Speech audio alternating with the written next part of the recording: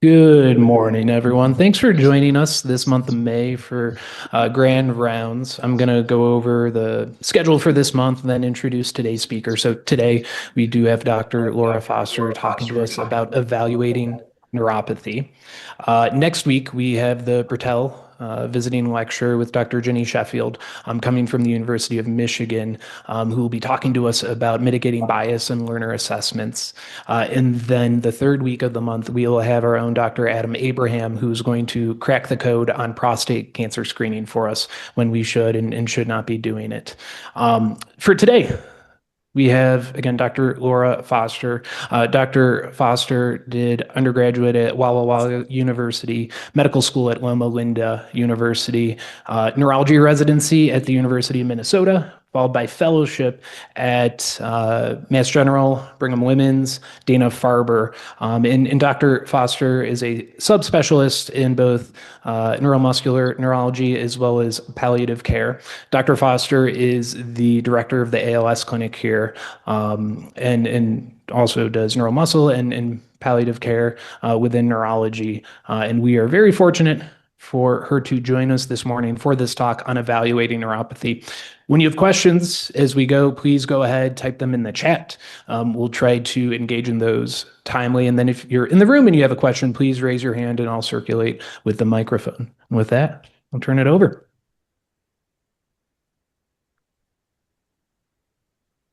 Super. Thanks so much. Can you hear me okay? Super. It's a pleasure to be with you here today. And I hope this is super practical and helpful for you as you see people with neuropathy. I have nothing relevant to disclose. The objectives for today are to distinguish between distal symmetric neuropathy and other types of neuropathy, obtain and interpret appropriate workup for distal symmetric neuropathy, and treat neuropathic pain. So we'll start with anatomy, and the central nervous system includes the brain and the spinal cord. The peripheral nervous system is generally starting either within the spinal cord or in the dorsal root ganglion for the sensory system, just outside of the spinal cord. And the reason this is important to ground us in for the topic is that it's the same neuron that goes from the thoracic spine to the toes. And that's why this is distal, is because those longest nerves are the ones that are most susceptible to damage. They have to travel 3 feet, and it's just the same cell. And that's why people get symptoms distally first in most neuropathies, is because it's one nerve that travels from the lower back all the way to the toes. That nerves have the axon on the inside and the myelin sheath on the outside, that myelin sheath is a protective layer, and it helps with the saltatory conduction of jumping forwards and making the signal go faster. We generally divide neuropathies into axonal neuropathies, where the inside of the nerve is most affected, or demyelinating neuropathies, where the myelin on the outside of the nerve is most affected.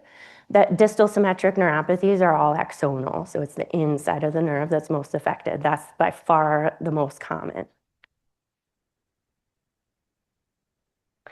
There are many potential points of failure that result in neuropathy, that neurons and the cell body can die, that axons can degenerate, that neuronal excitability can be altered with changes in sodium channels or calcium channels, or the Schwann cells can have trouble sustaining the speed of the nerve, or fail to provide axonal support through growth factors. So there's a lot of different things that can be a point of failure in neuropathies.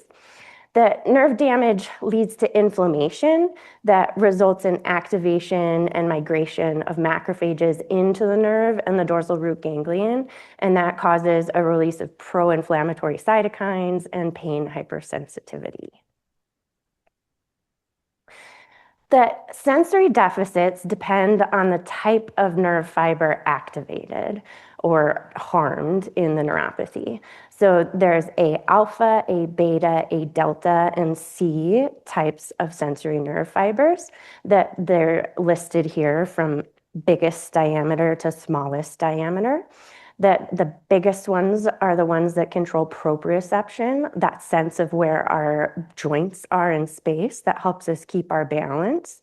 This is what we're testing for when we do a Romberg test, is whether people can feel where they are in space, and that's joint position.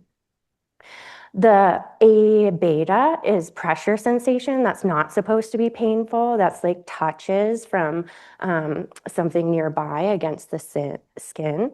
And these first two are considered large fibers. Then the A delta and the C fibers are pain and temperature. So that's like the pinprick, the burning of like temperature if you touch a hot stove, things like that. That the C fibers are totally unmyelinated, and these two, the A delta and the C fibers, are considered small fibers, and those are the ones that are more likely to give people positive symptoms like paresthesias, tingling, burning sensations when they're not working. So, taking a history for neuropathy on a practical level, the character of the sensation, whether it's numbness, like a lack of sensation, this would be anesthesia. Whether it's tingling, burning, stinging, these are paresthesias. Whether it's painful, normal touch, that would be allodynia. So that's something like when you're adjusting the sheets in bed, having that light fabric just brush across your skin and having it feel painful. So a normal sensation feeling painful is allodynia. The onset of a neuropathy is really important. Is it something that happened in a subacute time frame, like weeks, or is it something that happens chronically over months to years? That there is no such thing as a hyperacute, like stroke neuropathy. It's always slower than that. The past medical history is super important. So whether people have diabetes, whether they have significant alcohol use, medications like whether they've had a chemotherapy drug or some of the HIV medicines are known for causing neuropathies. And then nutritional issues. So people who have had a gastric bypass surgery, for example, can have impaired absorption of certain vitamins. People with celiac disease, people with a vegetarian diet are more inclined to be deficient in B12. So those are some of the high points on a past medical history for a neuropathy interview. And then a family history of neuropathy. So Charcot-Marie-Tooth is the genetic type of neuropathy. And that if people say that their parents without diabetes or all their siblings have neuropathy, then that should ring a bell of like, oh, maybe this is Charcot-Marie-Tooth or a genetic neuropathy. The exam for a neuropathy should include a strength exam. I would particularly encourage things like hip flexors, ankle dorsiflexion, finger abduction, so like a proximal and distal muscle in the arms and the legs. Reflexes, particularly the Achilles reflex, is one that's most affected. And then sensation. So as we said, the large fiber and the small fiber. So the large fiber we test for with things like vibration sense with the tuning fork and proprioception. So that's moving the joint up or down, like grabbing the finger and moving it up or down and asking the person with their eyes closed what we did. And then for the small fiber, we use pain and temperature. So that's something like breaking a tongue depressor in half and using the pointy end of it. Or we have safety pins in our office and use those all the time. And then the cold side of the reflex hammer or the tuning fork, anything that's cold in the room. Coordination, so finger to nose. This is less likely to be affected in most distal symmetric neuropathies, but it's an important piece because if somebody comes in with balance trouble and it's actually a cerebellar problem, then the finger to nose should be one of the things that would help us pick that up. So that's more to rule out something different than to help us prove that it is a distal symmetric polyneuropathy. The Romberg test is the picture on the right, and that's having somebody stand with their feet right close together and close their eyes. That the mistake that can be made is not being ready to catch people. So a positive Romberg is that they fall over and that they don't even open their eyes because they can't tell where they are in space, and that there's normal like micro movements that are happening all the time in a normal person. And if you have no proprioceptive input, then you can't catch yourself. And so best practice is to have the person against the wall or in a corner so that if you only have to cover two sides of them if they do fall. And then casual gait, just watching a person walk back and forth to see if they have like proximal weakness, like Trendelenburg gait or foot drop, if you can hear their feet slapping on the floor extra. And then tandem gait would be to have them walk one foot right in front of the other in a straight line, that you're supposed to be able to do 10 steps in a row, like 1, 2, 3, all the way to 10. The other thing about the Romberg is if the person opens their eyes because they're wobbling, that means that they felt something was off and they felt like they needed more help. And so that is not as abnormal as the person who just falls over. So if that happens, I usually ask them to do it again. Go ahead. I have a question on past medical history. So for that on the slide, you included diabetes.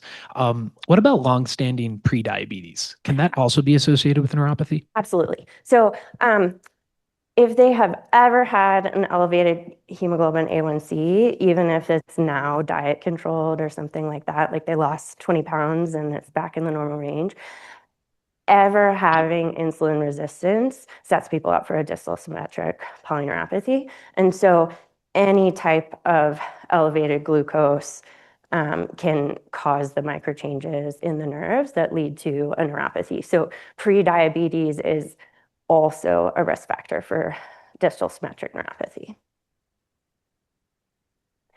So for the purposes of this talk, let's lump together neuropathies in this way. So I made up this diagram. It's not particularly accurate, but we'll use it as a helpful framework. So distal symmetric polyneuropathy is going to be the vast piece that the most common type of distal symmetric polyneuropathy, probably half of all distal symmetric polyneuropathies, is related to diabetes or insulin resistance and those metabolic changes that happen with it.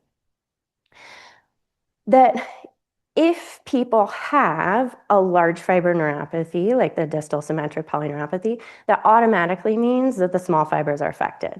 So when we talk about a small fiber neuropathy, it's a nomenclature issue of what we're implying is that the large fibers are not affected. So it's all large fiber neuropathies are small fiber neuropathies, not all small fiber neuropathies are large fiber neuropathies.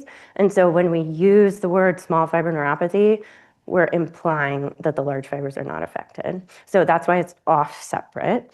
That a lot of small fiber neuropathies develop into large fiber neuropathies. So diabetes would be a great example of that, of if you have kind of the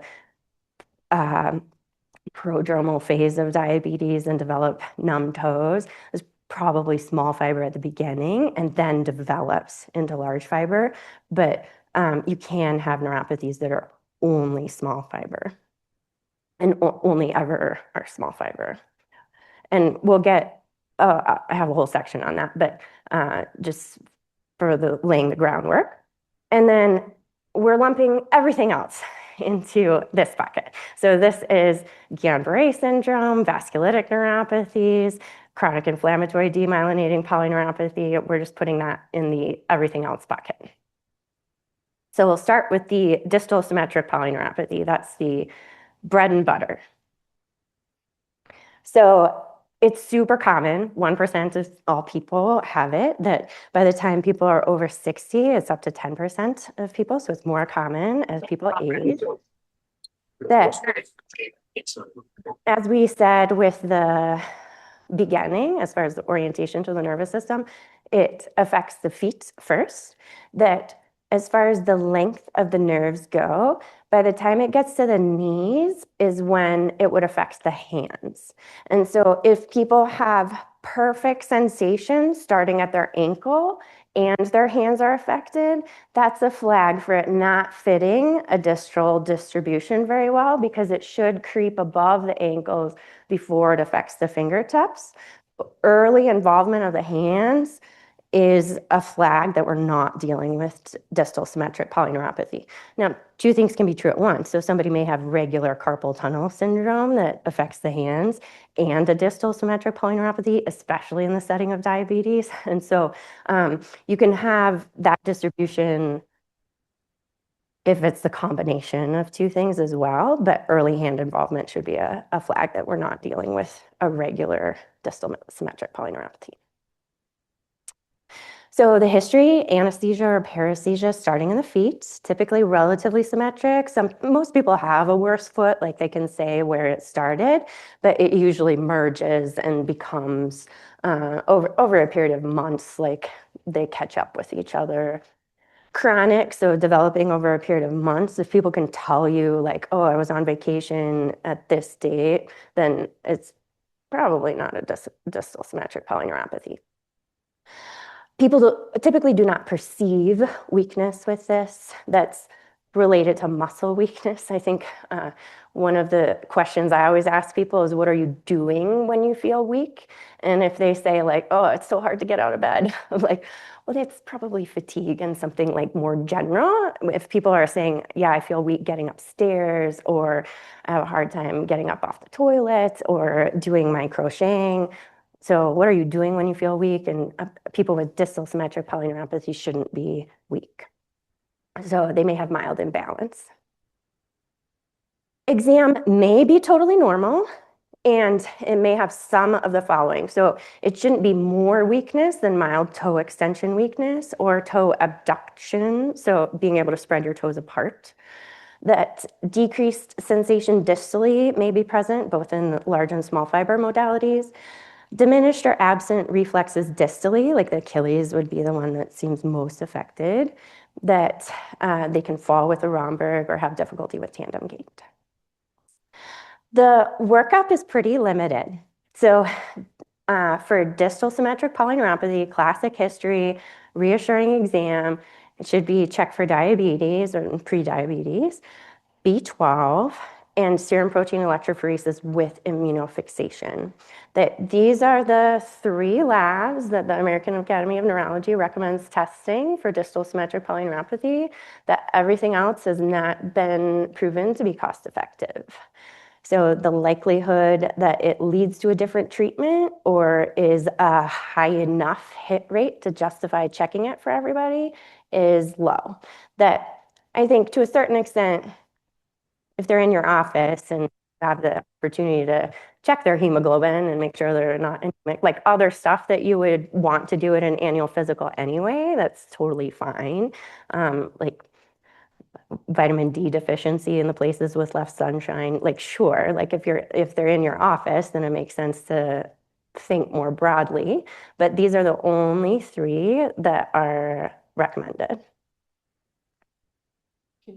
Please talk more about the SPEP with Immunofix. And the reason I specifically ask that is when I send this for the distal symmetric polyneuropathy, I feel like what I end up finding is MGUS that is just monitored and surveilled and not actually a process that seems to directly impact the neuropathy. So could you talk more about that test for this? So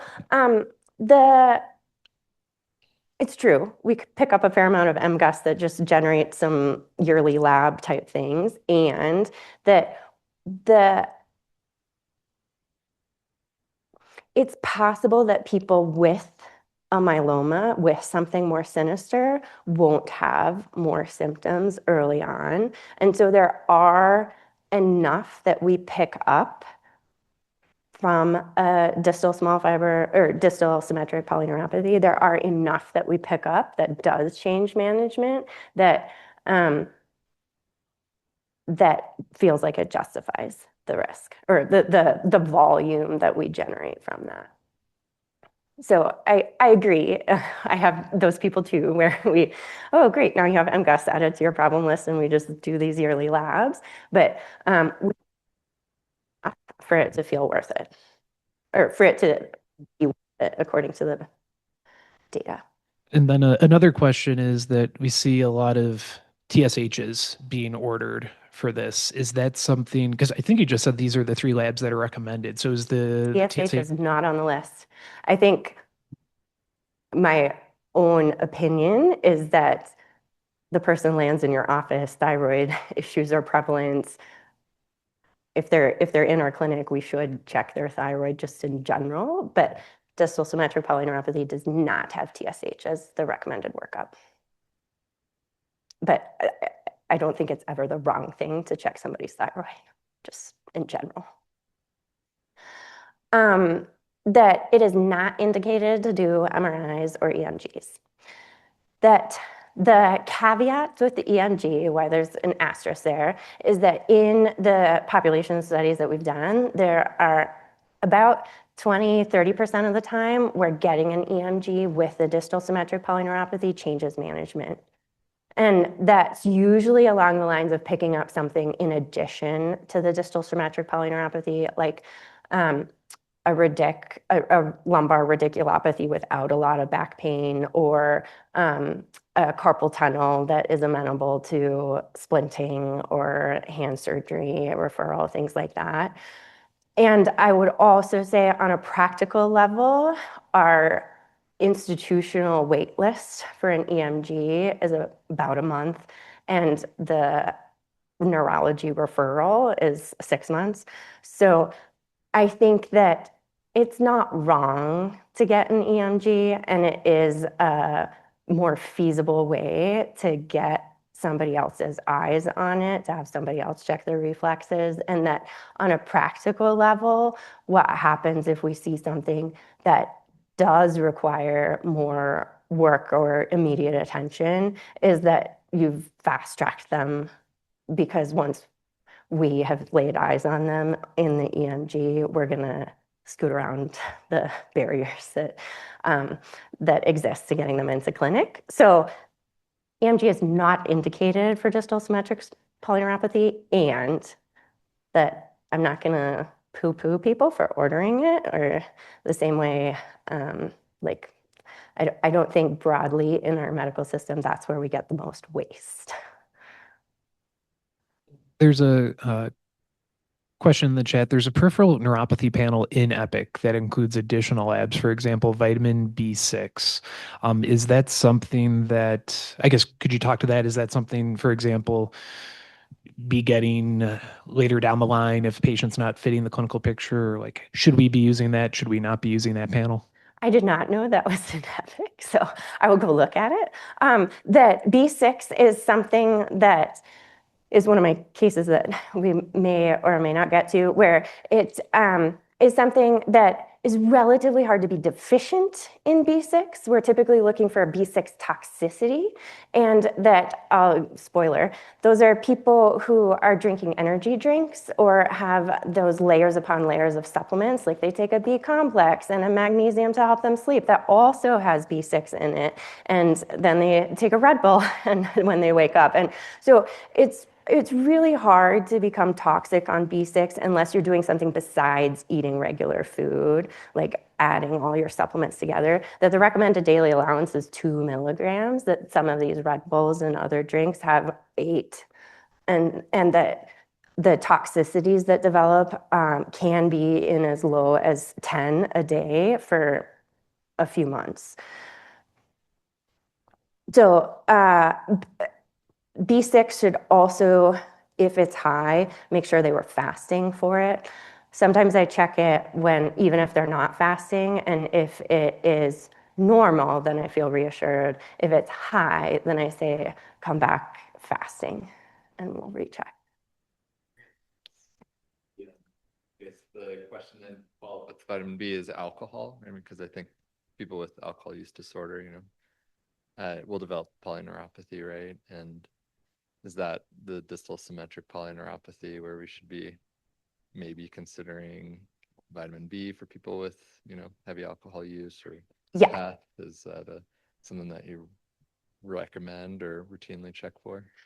So I don't check path routinely. That it absolutely, alcohol is one of the main causes of distal symmetric polyneuropathies, that it can come with more exotic neuropathies, something that falls in the everything else bucket, and can be the group of people where they also have hepatitis that leads to cryoglobulinemia that leads to a neuropathy. And so I would pay particular attention in the setting of alcohol use to the distribution of, is it truly a length dependent process, or is it something more global? Because the more global stuff jumps us into the other bucket that warrants a different besides this. And absolutely, people who get their primary calorie source is alcohol are a setup for all of those vitamin deficiencies. Absolutely. That oftentimes it comes with other things like the Wernicke's and additional issues like the anemias and so forth.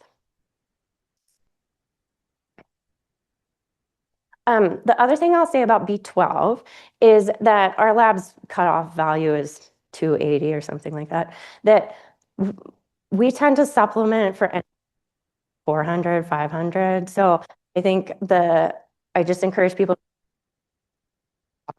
and 1,000 or so micrograms a day to get the B complex, because then you can get the B6 toxicity. And so you can check a methylmalonic acid or homocysteine to evaluate that pathway more thoroughly, but we're pretty liberal in our supplementation of B12 because you can get benefit symptomatically and help even if their B12 is technically normal.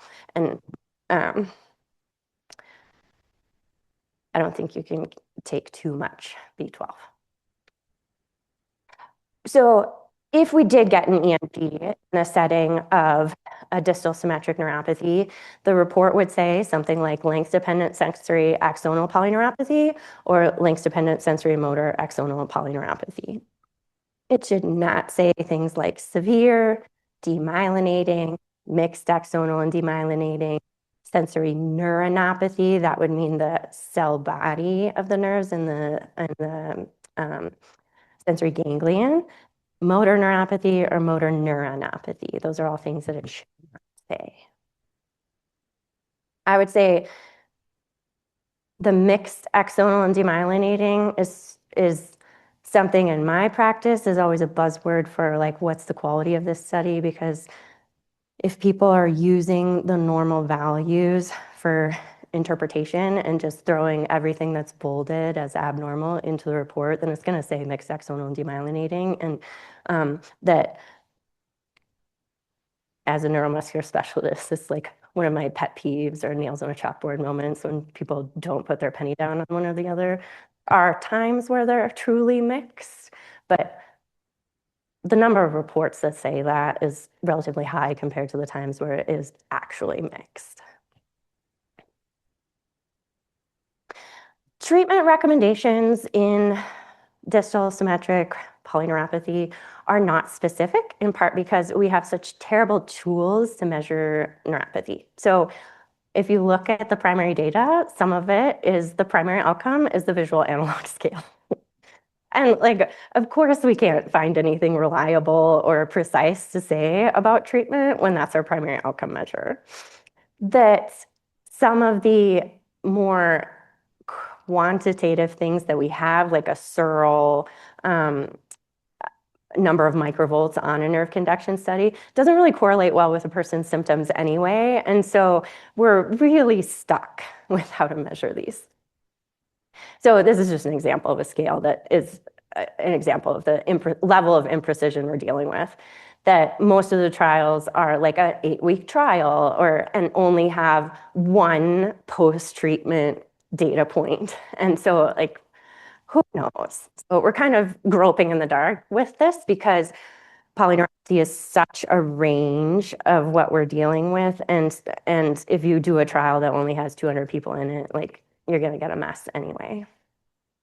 So The treatment of distal symmetric polyneuropathy, patient education, particularly managing expectations, exercise, fall prevention, care, and neuropathic pain medicine.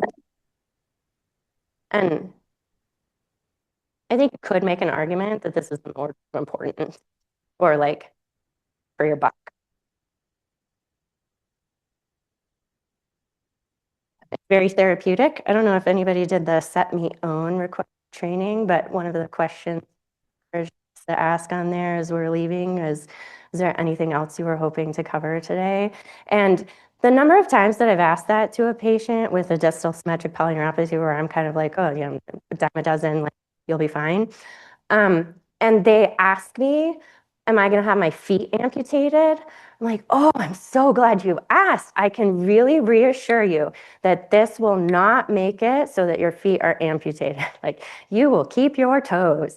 I'm so glad you asked. So I think that the amount of reassurance we can do for people who have a regular distal symmetric polyneuropathy, numb toes, hasn't changed much over the past 5 years. It can be really therapeutic to tell them it's not going to change much more, like gradually creep up your legs over a period of years.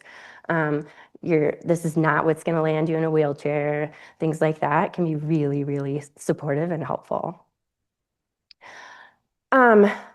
That sometimes it's also really helpful to tell them that the core problem is the nerves delivering unhelpful information to the brain. And so like understanding that aspect of it's that the signaling is unhelpful, and that sometimes helps people ignore it more or put it in a bucket of like, oh yeah, my brain's telling me my feet are burning, but they're not. Being back to normal is unlikely. I think sometimes we get in a terrible loop with our gabapentin prescriptions because we're trying to get them back to normal. It's not going to happen. None of our medicines treat numbness. And emphasizing functional goals, like being able to sleep, being able to walk around safely, being able to do their housework and hobbies. Those are our goals, not being pain-free, not having normal sensation.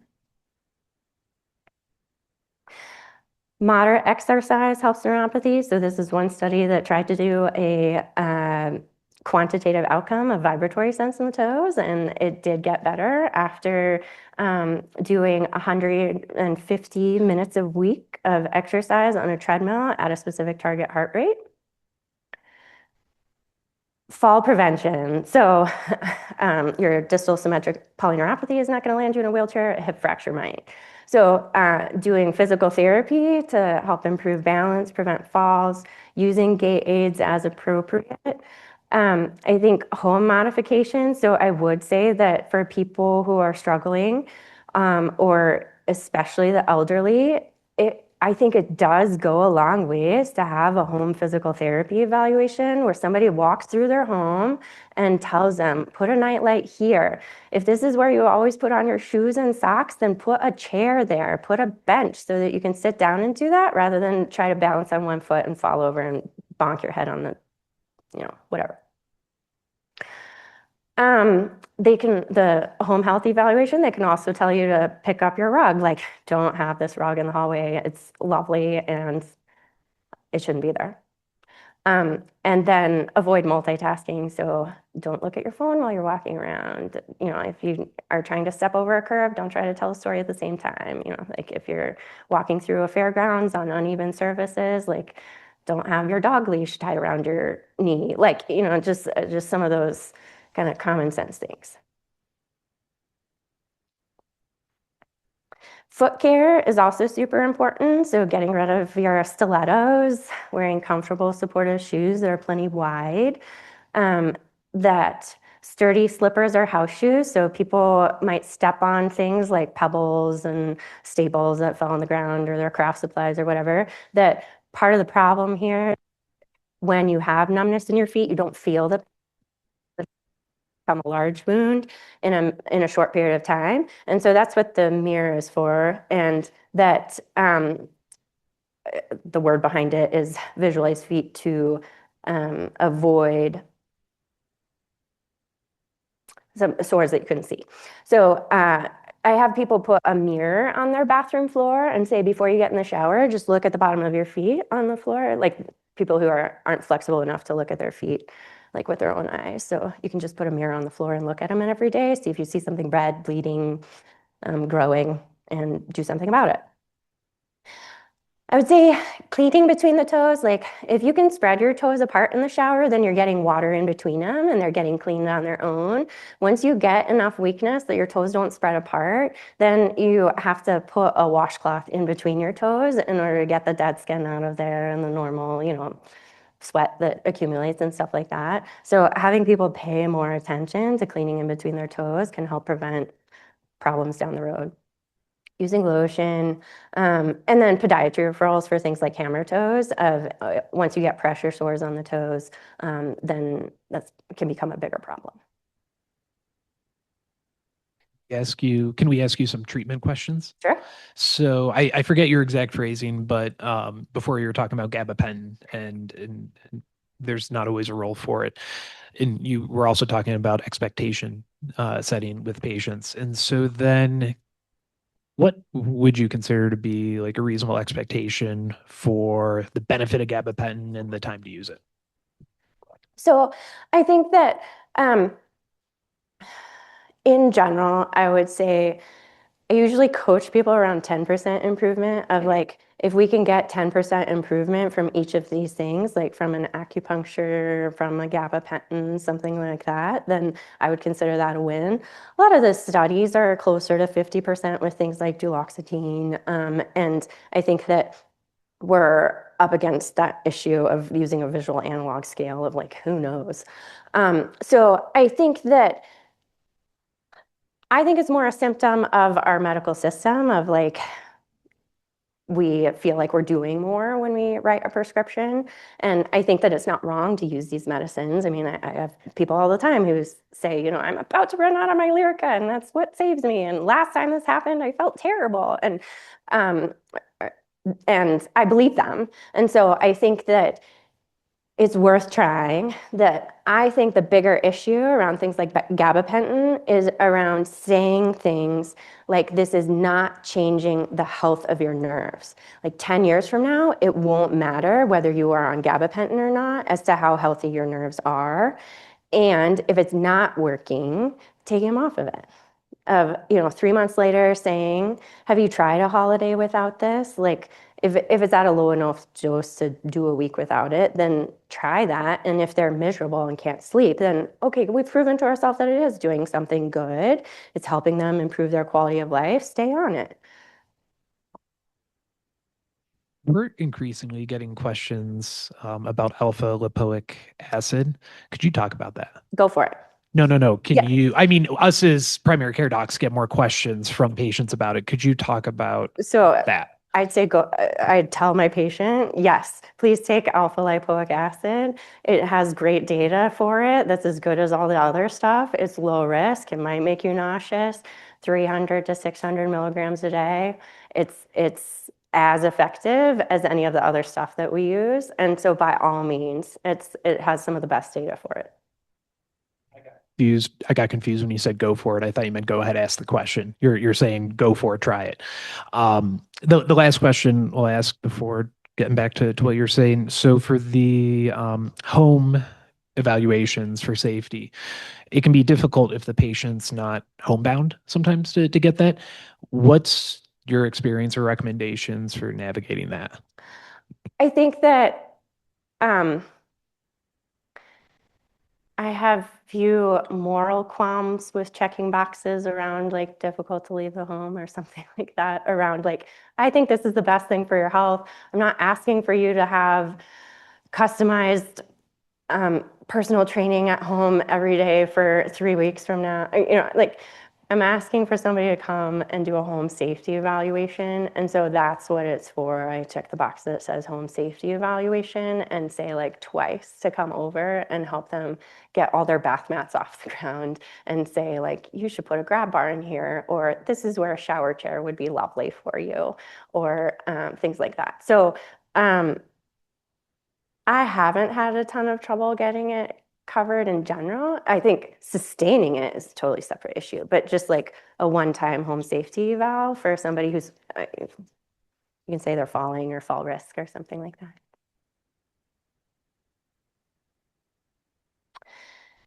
Acupuncture may provide benefit and is considered relatively low risk. This is a meta-analysis. The whole body vibration technology, there's conflicting data on chemotherapy-related peripheral neuropathy and diabetic peripheral neuropathy. There's some benefit in balance strength and the timed get up and go test that it's considered relatively low risk. For people who have a floridly abnormal Romberg sign, I would be hesitant to put them on something like this. But for the person who's otherwise pretty mobile and athletic, I think there's little harm so long as they can afford it. Neuromodulation, things like transcutaneous electrical nerve stimulation, TENS units, and scrambler therapy. Scrambler therapy has been studied more with cancer, and in these are people with these are studies that have like 10 people in them, and in one of this was one that the data that I'm showing you was 9 people with diabetes where there were changes as far as improvement in many people that kind of reversed after they stopped the scrambler therapy. So I think in general is relatively low risk. Again, affordability may be a more rate limiting step for some of this stuff than, but I think it could be another 10% for some people. So if they can't afford it, then go for it. That I do not prescribe these for people. Psychological therapy, so some things like meditation, cognitive behavioral therapy, pain reprocessing therapy, art therapy, music therapy, animal therapy, like just cast a broad net as far as ways that can improve people's quality of life and their coping with a chronic pain syndrome. Obviously, access to these things is a limitation. Medication trials. So here's where we get into gabapentin. So I would say at least a 6 to 8 week trial per medicine where you're just doing one thing at a time. If they get a florid side effect, then it's okay to stop it sooner. But I wouldn't say like, oh, they've failed Lyrica after a week, failed pregabalin. That the meds only treat the positive symptoms, not the negative symptom of numbness. That, and I already said that last one. So this is something that you may get sent to you if you do an e-consult for neuropathy, is this table. And it's from one of the Continuum articles, which is the American Academy of Neurology review, practical clinical work, that I will start by highlighting the alpha-lipoic acid as a first level, which means there's level A or B evidence and or FDA approval. Duloxetine is one of my go-tos. I like it better than venlafaxine because it has a longer half-life, so there's a little bit less of a coming off of it if people run out or something like that. I would say above 60 milligrams a day of duloxetine does not have added benefit for neuropathy. That pregabalin and gabapentin, like which one I start with, is kind of a coin toss. That I think in the older people, I'd be more inclined to try to get gabapentin or pregabalin first. I think in the people who also have restless legs or trouble sleeping, that definitely gabapentin is more sedating, so that can be more helpful. That if people have a side effect from one or don't have benefit, I swap to the other one and try that. And then any of the topicals, so sort of like the alpha-lipoic acid, just go for it.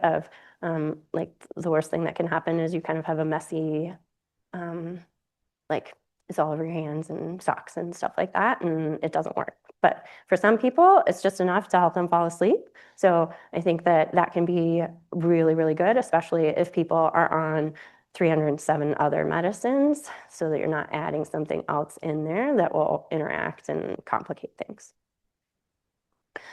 Amitriptyline and nortriptyline, the tricyclic antidepressants, can be super helpful also in the setting of like trouble sleeping anyway, feeling a little anxious, things like that. The younger people typically tolerate it pretty well, that I usually start with nortriptyline because it has generally fewer anticholinergic side effects. So just 10 milligrams of nortriptyline at night. And then here's the vitamin B supplements, magnesium, those have some data behind it. And then I will emphasize the exercise column again of that's where I started, and that's where I said like these are probably in the order of benefit of modest exercise really helps people. And then use combinations from level 1 and 2 before moving to level 3. And I'll have more of level 3 on the next slide. So things like combining a gabapentinoid with an SNRI or a TCA. I don't combine those two for serotonin risk, like both duloxetine and nortriptyline, for example. And then the supplements and the topicals, like I would combine all of these before I would move on to level 3, which are things like the seizure medicines that they're the ones that act on the sodium channels, the calcium channels. And I get inspiration from their other medical problems for choosing something in this category. Like, do they also have headaches? In which case, topiramate may be helpful. Do they also have a mood disorder? In which case, lamotrigine may be a good fit. Do they also have facial pain that might be trigeminal neuralgia? Then we can use an oxcarbazepine. Do they also have muscle cramps? So mexilatine can be helpful for muscle cramps. Honorable mentions that didn't make the table. Memantine is something that is an NMDA receptor agonist. So that's something that can be helpful for pain. It has growing data behind it. Dextromethorphan quinidine is also an NMDA receptor agonist that it's hard to get approved, but the Nuedexta is the proprietary compound of those two. And lacosamide is one that has some decent data behind it on chemotherapy-induced neuropathy and is relatively, has few drug interactions. And I have 3 slides in this section that I'll do fast, and then we'll do more questions. That GLP-1 agonists may directly treat neuropathic pain, so it can indirectly help as far as managing blood sugars and diabetes. And when people have diabetic neuropathy, treating the diabetes itself and managing that and getting good glucose control is really helpful for the neuropathy. But so GLP-1 agonists may be useful or may be useful from that standpoint, but they also may treat the neuropathic pain more directly. And then these two are on considered deprescribing gabapentin because it increases the fall risk. So I'm going to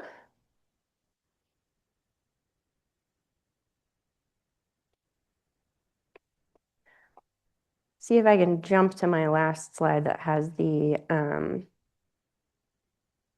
maybe I'll end and just jump that way. Okay, questions? I will start out now with a question, but really a comment. That data on exercise, I did not know that, and that's really impressive for me. And just one more chronic disease that benefits from exercise in primary care. So I'm really excited to try that now. A question in the chat: topical capsaicin. Do you ever try that? Yes. So I think the capsaicin is a product of peppers, and that it's something that works by releasing all the neurotransmitters at once. And so it gets worse before it gets better. And that people should really use gloves when they're putting it on and be super careful, like not to get any in their eyes. And so there are, I would say it's pretty low on my list to suggest because there are enough people who have like terrible experiences as far as getting it in their eyes or they feel a ton worse. But I would say that it's definitely on the list of topicals to try, especially if you feel boxed in with your oral medicines for, because you're also trying to deal with their hypertension and whatever. So that is okay on the list. I would say it's not higher because if people already have like dexterity issues and then you get capsaicin in the wrong places, it can be really painful. And there are some people who can't tolerate the few minutes that everything gets worse. And then a question in the chat was some people had some difficulty hearing via Zoom when you're talking about B12 levels. You're talking about what our lab cutoff is versus your threshold for treating. Could you repeat that information, please? I think our lab's cutoff is 280 something.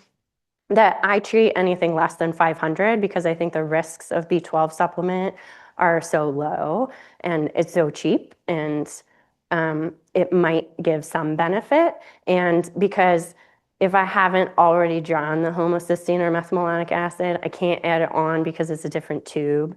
And so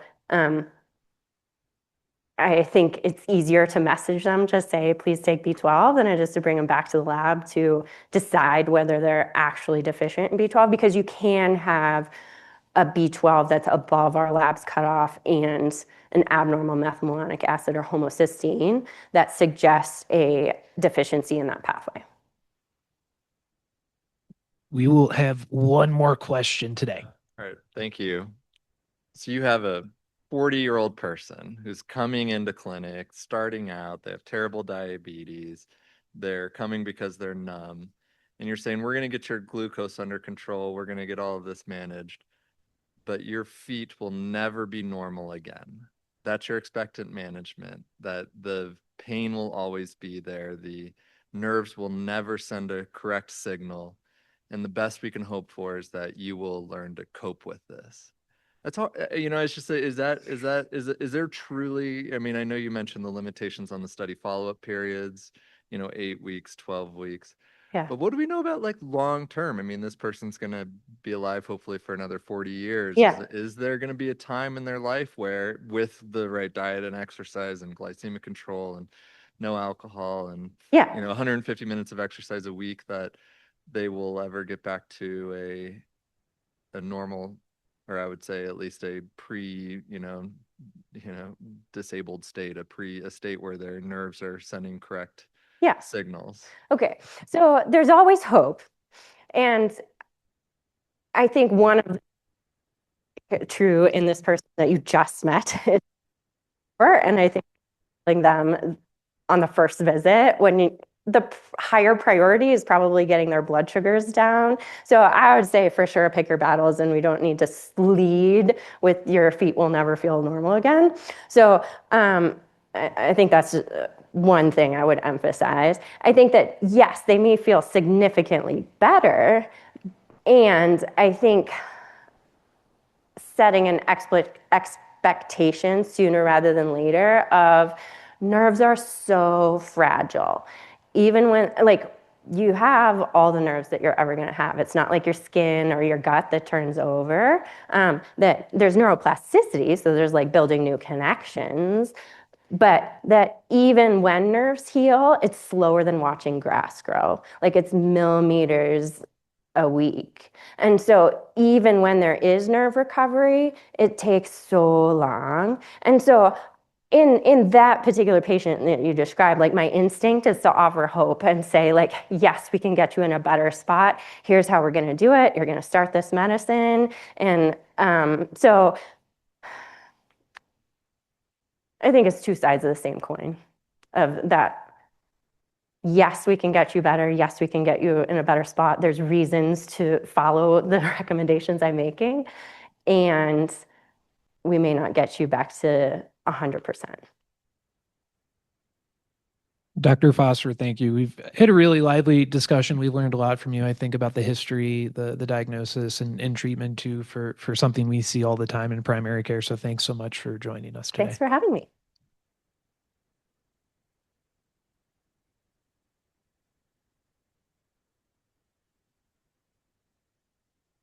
Sorry we didn't get through everything, but